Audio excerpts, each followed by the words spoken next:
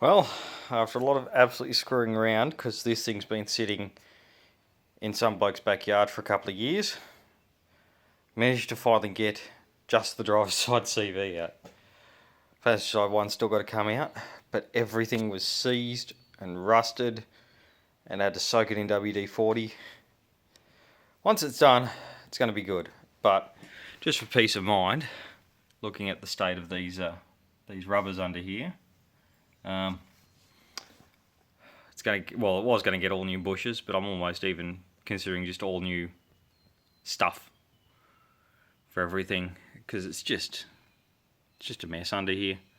It's going to need all new hubs, bearings, bushes, ball joints, whole lot. But I'm still hopeful that I can get most of the Nissan subframe up and into here and not have as much of the Proton subframe under here as it's currently got, ideally.